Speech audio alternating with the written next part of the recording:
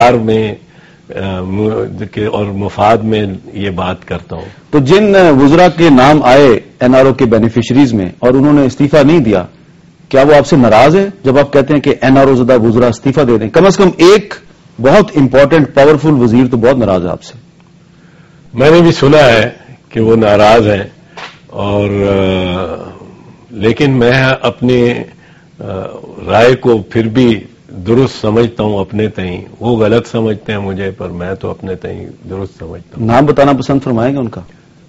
جو اب آپ نے کہہ دیا کہ وہ بہت پاورفل ہے، تو نام لینے کی ضرورت کیا رہ گئی؟ نہیں، بہت سے جو ہمارے سادہ لوگ قسم کے ناظرین ہیں ان کو پتا نہیں. آپ بتا دیں نا تاکہ لوگوں کو پتا چلے کہ سجن کون ہے تو دشمن کون ہے.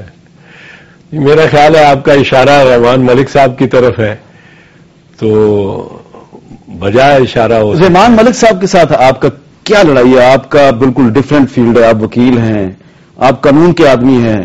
کوئی لڑائی نہیں ہے میری طرف سے، تو کوئی لڑائی نہیں ہے. میں تو صرف چاہتا ہوں کہ گورنمنٹ اچھے انداز سے چلے. اور رحمان ملک ویسے ایک چیز ہے کہ ہر موقع پہ پہنچتے ہیں جہاں بھی ہو، سیکیورٹی کے ایشوز کے لیے متحرک ہیں.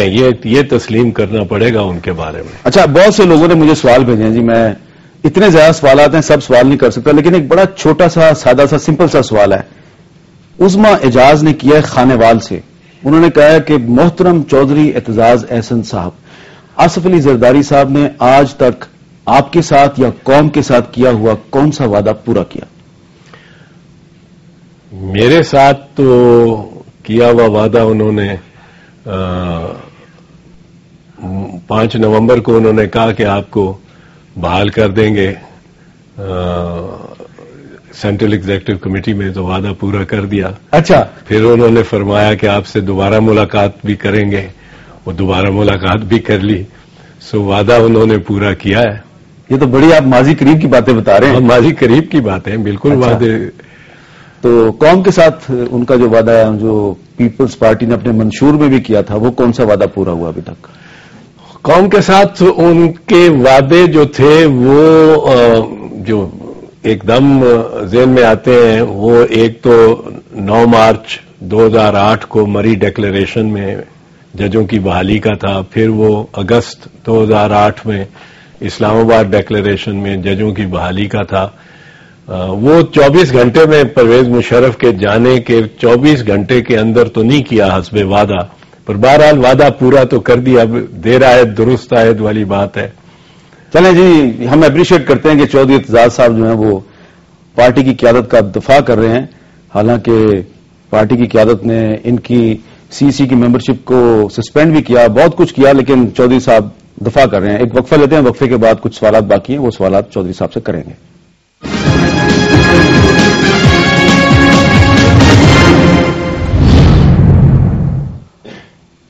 Welcome back. اس وقت میرے اس ناتواں کمپیوٹر پر چودھری صاحب کے لیے سوالات کی بھرمار ہے، اور ہمارا جو ایکسچینج ہے اس پر بھی ٹیلی فون کالوں کی بھرمار ہے. آپ کا بہت بہت شکریہ، آپ سوالات بھیج رہے ہیں، لیکن تمام سوالات جو ہیں وہ محدود وقت میں ہم نہیں کر سکتے. لیکن کچھ سوالات ہیں، اور خاص طور پہ ایک سعودی عرب سے شفیق میتلا صاحب نے چودھری اعتزاز احسن صاحب پہ جو یہ ایک سازش کی گئی ہے ان کے خلاف، ان کا خیال ہے کہ یہ کنکاکٹڈ ایلیگیشنز ہیں، اس کی شدید مذمت کی ہے شفیق میتلا صاحب نے.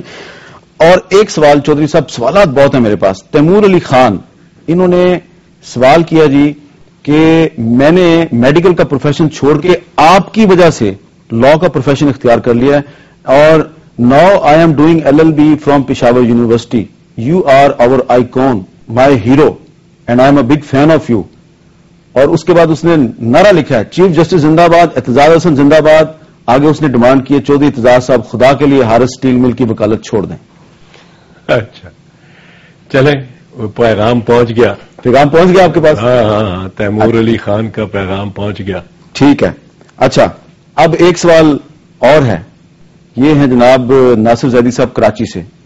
وہ پوچھتے ہیں اعتزاز صاحب یہ بتائیں، چھوٹا سا سوال ہے، بڑا سمپل سا ہے، حکومت زرداری صاحب کی حکومت جاری ہے کہ نہیں جاری؟ مجھے تو نہیں لگتا کہ جاری ہے. ایک امپریشن کریٹ ہوا ہے کہ جا رہی ہے، لیکن ایک آئینی حکومت ہے اور آئینی طریقہ کار تو کوئی نہیں ہے اس کے جانے کا. میرا نہیں خیال کسی غیر آئینی طریقہ کار کو سپریم کورٹ پاکستان کی برداشت کرے گی.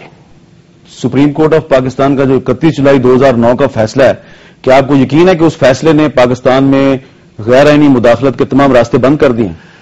راستے تو بند کبھی نہیں ہوتے، وہ بندوق اور توپ کا راستہ تو بند نہیں کیا جا سکتا قلم کے ساتھ صرف، لیکن بالآخر قلم کی کامیابی اور فتح ہوتی ہے. اور ایک بہت بڑی دیوار ضرور 31 جولائی کے فیصلے نے اس آئینی جمہوری نظام کے ارد گرد کھڑی کر دی ہے، جو کہ ایک خوشائند بات ہے.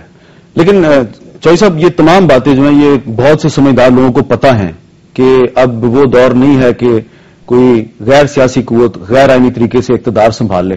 لیکن پھر بھی بہت سے جو آپ کے بھی مہربان لوگ ہیں، بڑے سمجھدار کالم نگار ہیں، بہت سے آپ کے دوست ہیں، صحافی ہیں، وہ لکھ رہے ہیں کہ یہ دسمبر میں زرداری صاحب جا رہے ہیں. تو کیوں ایسی بات ہو رہی؟ کوئی نہ کوئی وجہ تو ہوگی.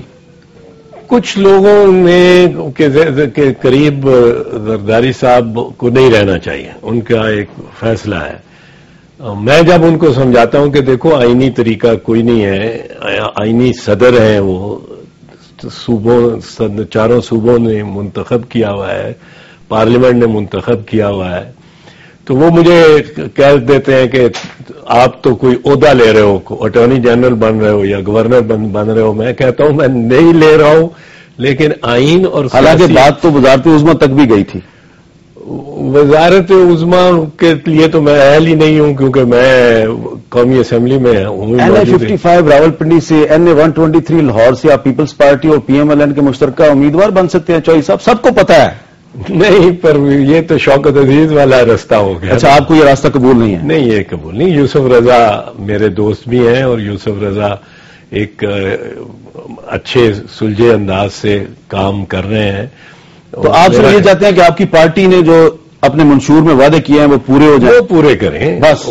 گڈ گورننس دیں، کرپشن فری گورننس دیں، یہ میری کوشش ہے. اور پارٹی ختم ہو جائے. پارٹی کے کارکنوں کو کسی صورت بھی گلے سے لگائیں، ان کی خواہشات، ان کی جو خواب ہیں وہ پورے کریں. کوئی یہ نہیں مطلب ہے کہ امتیازی طور پہ سارے پاکستانیوں کے خواب بھی پورے کریں. کامیاب حکومت ہو، ملک کی خدمت کرنے والی حکومت ہو، پاکستان پیپلز پارٹی کا نام روشن ہو، جس سے میری تو یہ خواہش ہے. بہت بہت شکریہ چودھری اعتزاز احسن صاحب. آج کے اس خصوصی پروگرام میں چودھری اعتزاز احسن صاحب سے میں نے اور آپ نے بہت سے سوالات کیے. وہ ہمارے ناظرین اور وہ ہمارے کرم فرما جن کے سوالات میں نہیں کر سکا چودھری صاحب سے، ان سب کا شکریہ.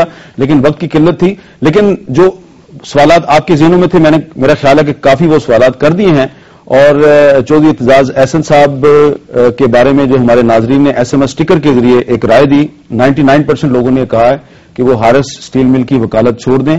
یہاں پر ای میل پہ بھی مجھے یہ بہت سے سوالات آئے ہیں جس میں تجویز زیادہ تھی، سوال کم تھے. تو چودھری صاحب تک آپ کا پیغام پہنچ چکا ہے. اور یقیناً وہ لوگ جو یہ سمجھتے ہیں کہ ہارس اسٹیل مل کے مالکان نے جو لوٹ سیل لگائی تھی، 9 ارب روپیہ پنجاب بینک کا لوٹا تھا، اس میں سے انہوں نے جن بڑے بڑے وکلا کو فیسیں ادا کی، وہ فیسیں ان وکلا کو نہیں لینی چاہیے. کم از کم چودھری اعتزاز صاحب تک آپ کا پیغام پہنچ گیا ہے. فیصلہ ان کا تھوڑے دن میں آپ کے سامنے آ جائے گا، اور آپ کو یہی امید کرنی چاہیے کہ فیصلہ وہی ہوگا جو آپ کی خواہش اور آپ کی منشا ہے. ہم امیر کو اجازت دیجیے. اللہ حافظ.